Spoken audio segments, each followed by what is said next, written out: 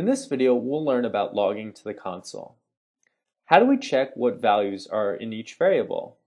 We have previously just been assigning things, but now we need a tool for us to visually understand our code. We use a function called nslog. Let's write an nslog function in the viewDidLoad method. So below super viewDidLoad, let's add a return, or actually let's add two returns. We can write nslog,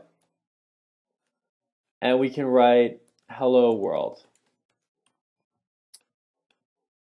Let's go ahead and run our application so we can see this print statement or anything inside of our quotes will be printed out to our console.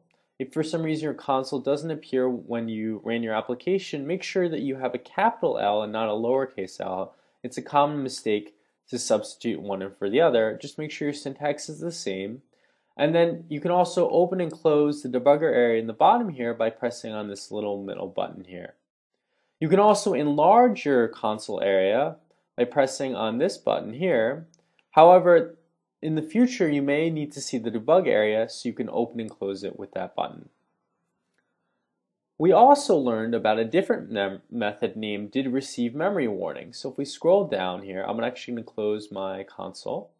We scroll all the way to the bottom, we see void didReceiveMemoryWarning, and we know that we can write code inside of our curly braces. So below our comment here, let's go ahead and write another nslog statement. We can write didReceiveMemoryWarning method is evaluating.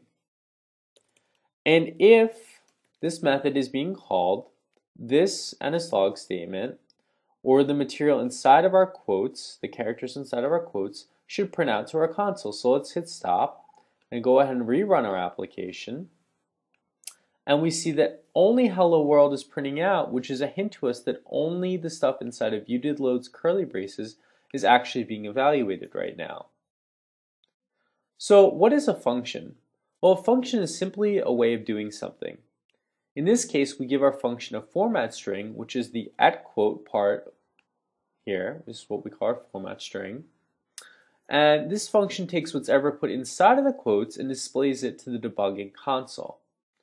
nslog is a very common tool for debugging, as you can see what your variables hold at each point.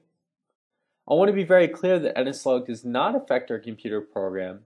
Instead, it is used by developers so they can track what methods are being called and in what order, as well as the values of variables that have been assigned.